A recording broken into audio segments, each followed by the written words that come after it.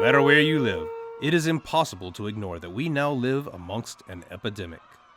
It can be difficult to know where to turn and what to do to keep yourself safe. These are indeed dangerous times, so what can you possibly do to protect yourself? No need to panic. We're here to provide you with some helpful actions you can do to combat this growing plague.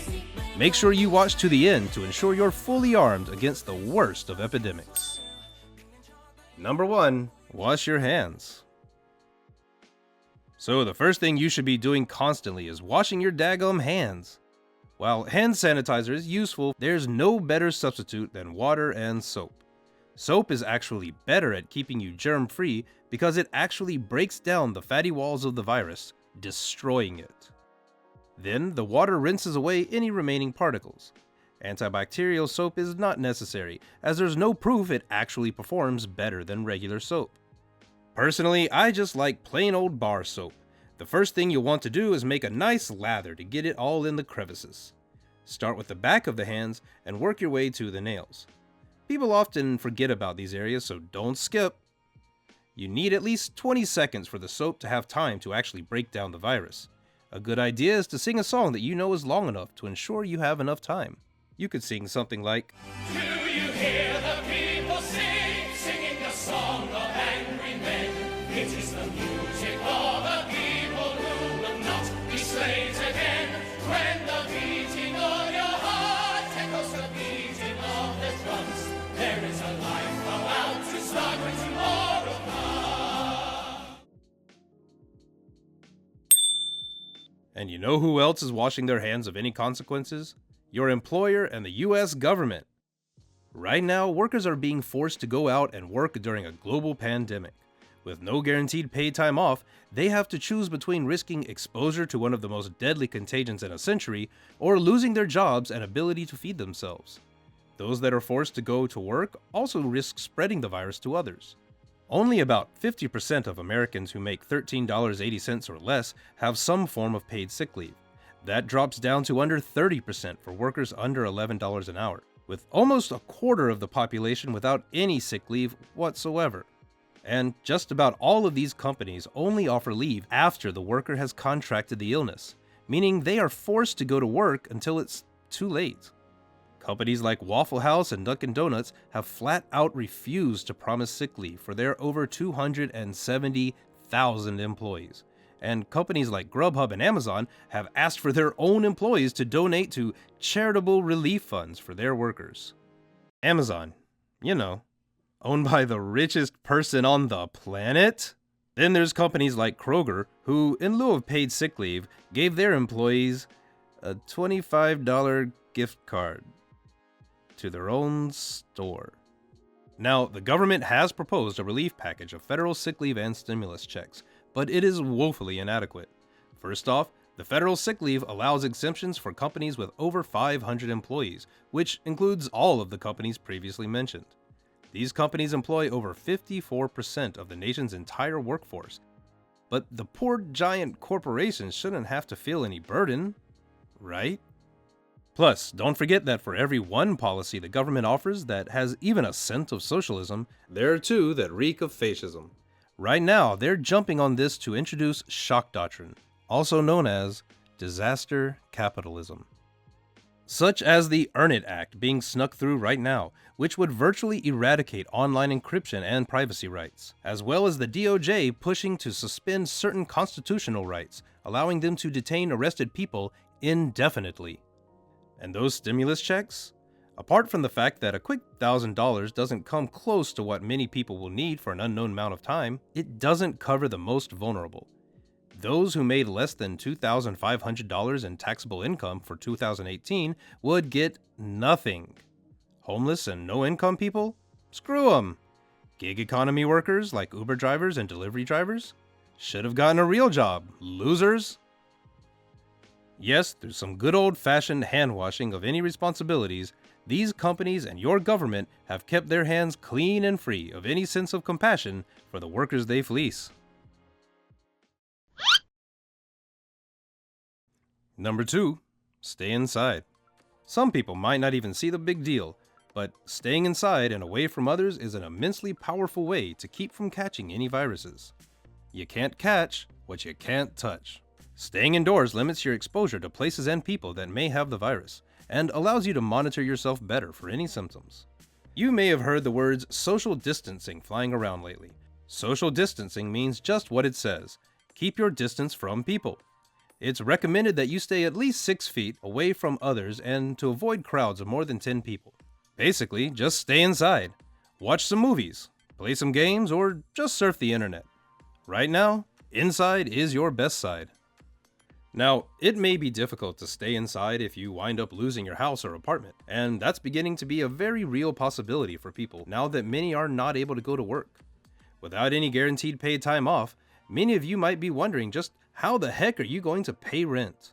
Landlords and property managers all over the nation have been sending heartless notices to renters threatening eviction if they can't pay rent, even during a time of pandemic. And remember those homeless people who won't get a stipend check? Well, guess what? They also get to remain outdoors in the most vulnerable situations, when landlords could easily open up their vacant homes to them, considering there are 6 times as many vacant homes in the USA than there are homeless people. We know that 3 houseless people die on the streets of LA every single day. This was before the coronavirus. Right. When the city responds to crisis, they never respond adequately. Vacant housing all over Los Angeles. People need to move into those housing today, right now. So, what can you do? You can go on rent strike. Rent strikes have been used to great effect in the past to show that tenants will not let themselves be exploited simply for needing a place to live during times of crisis.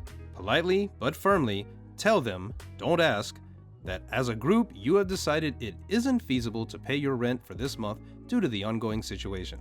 Send it at the end of the month and tell them that you'll update them about the following month once the situation can be reassessed then. Send a signed letter collectively or individually all on the same day. A helpful starter template is included in the description below. But what about credit bills?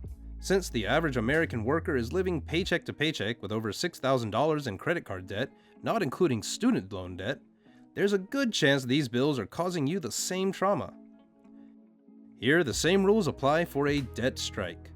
Times of global crisis are a great time for everyone to collectively refuse our debts. When thousands of workers collectively refuse to submit, landlords and credit card companies cannot ignore us. Number 3. Get plenty of rest. Our bodies are powerful germ-fighting machines, but they can only work so hard before overloading. Give yourself plenty of rest to keep at peak fighting condition. Our bodies need a solid 8 hours of sleep to stay efficient, and now is not the time to skip those hours. Drinking too much alcohol during this time is also not a great idea, not only because it weakens our immune system, but also hinders productivity during sleep. But wait, some of you are probably saying, I can't get a full night's sleep when I work late nights and early mornings. Well, there's a solution for that as well. Call in sick. Don't go to work when you feel you're at risk of getting sick. But don't do it alone. Again, it's time to collectivize. Talk with your coworkers and form a plan to simultaneously call out from work. This powerful tactic that has had past success is called a sick out. Even if you do have paid sick time, take it now. Show solidarity with others that don't. The more that stop working, the stronger the company feels the hit. This is a great precursor to a nationwide general strike. A general strike is when workers across all industries refuse to work until conditions are improved. Many workers are already de facto striking by being self-quarantined. Now is a great opportunity to use this crisis to create lasting change. Workers at companies like Amazon, Whole Foods, and McDonald's have already begun striking because of the conditions brought forth by their employers during this pandemic. This is a moment where people everywhere are starting to come together and stand up against their oppression. They should do something about it. If they don't do something, we will. So where the heck does one even go about organizing something like this? Well, your first stop should be your union. Not in a union? Well, why the heck not? Make sure to join your union immediately if one is available. Alternatively, you can join the International Workers of the World, which is one big union that workers from any industry can join. Dues can be as low as $6 a month for those in economic uncertainty. Most unions will even let you attend and discuss even if you're not a member. Bring up the possibility of a general strike with them and tell them other organizations are considering the option as well. While spontaneous and disorganized strikes can often fail, a well-planned strike agreed upon by unions across the country can bring down Goliaths. While modern situations and current safety concerns mean that this would probably be very different from general strikes in the past, it nevertheless means we should be working to organize and plan that much more. A helpful and easy to understand guide on how to start organizing is included in the description. So what would our demands be? Well, that's up for everyone to decide and vote on. But some good starters would be urgent emergency response to COVID-19, including mandatory paid quarantines for anyone who may have been exposed. This includes free food, shelter, free testing, and free healthcare until they're fully recovered. Universal healthcare. Free and full physical and mental healthcare for everyone in the USA, with no exceptions. If this had already existed in the USA, this pandemic wouldn't be nearly as devastating to the working class. A living wage. Again, if workers were paid a living wage, we wouldn't be swimming in debt. It would be so much easier for us to call in sick when we need to, like when experiencing a pandemic. These are just some suggestions to start with. Some have called for a more extensive list of demands, and that's great too. Talk with your unions and organizations to decide on what everyone deems most important. Number 4, wear a mask. Wearing a mask is quite common practice in Asia, not only in times of outbreak, but in daily life, both as protection and fashion. Contagion masks fall into two main flavors: cloth or surgical masks, and respirators. Surgical masks are common and cheaper, but don't provide full protection for airborne viruses and bacteria. They do a good job of containing fluid spray, which is how most germs are transmitted, but they are not rated to block the smallest airborne particles. They also don't provide a very efficient seal around your face, allowing air to come in and out rather easily through the sides. Respirators, such as N95 and N99 masks, provide more adequate protection, as they block 95% and 99% respectively of all particles down to 0.2 microns. They provide a much better seal as well. However, since the current outbreak can be even smaller than 0.2 microns, even this isn't a perfect solution. Both, however, give you a much higher chance of staying virus-free. But if you want full security, you can always pull out your old rave gear. When wearing your mask, make sure both your mouth and nose are covered, and press down on the nose clip to create the tightest seal you can. When removing the mask, make sure not to touch the outer layer since, that's where the yucky stuff is caught. Wearing a mask not only helps to protect you from getting sick, it helps keep you from spreading it to others. Remember, don't behave like you might get sick. Behave like you're already there and you're preventing it from spreading to others. Protecting yourself and protecting others is a handy practice in what's known as mutual aid. But staying germ-free isn't the only form of mutual aid. Right now, there's lots of people who are in serious need, from housing, to food, to financial assistance, to protection from fascist aggressors. There are rapidly growing mutual aid networks forming across the country, and you should be getting involved with them.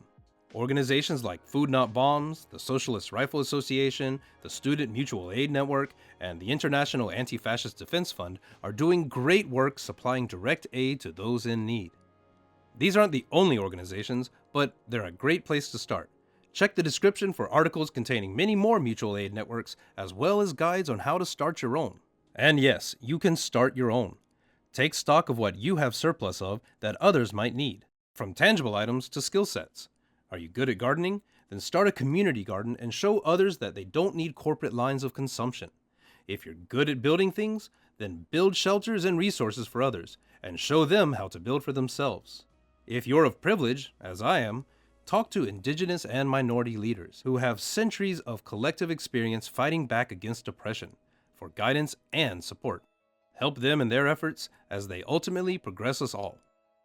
Of course, during a pandemic, health and safety should be considered first with all meetings and organizations. But the takeaway here is to start getting active now.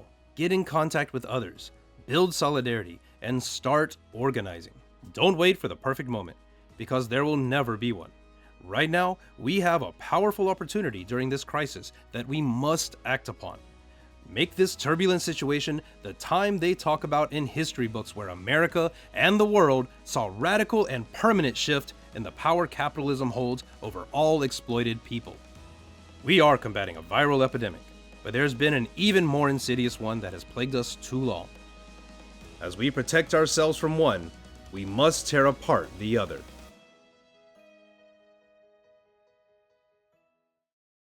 Here are the first pictures of strike-paralyzed San Francisco in the grip of a general labor tie-up. Streets are deserted as surface cars cease running, and citizens unable to travel remain indoors. Only a few automobiles can operate because most filling stations have exhausted their supplies and can obtain no more gasoline. Motor trucks stand idle where their drivers left them. Listen to the strikers' side of the story. We are asking for a general strike to keep organized labor on the Pacific Coast. We are not only asking for it, but we're going to get it. The California National Guard has been ordered into active service by our governor for the purpose of maintaining law and order in San Francisco and protecting life and property. This we propose to do at any cost.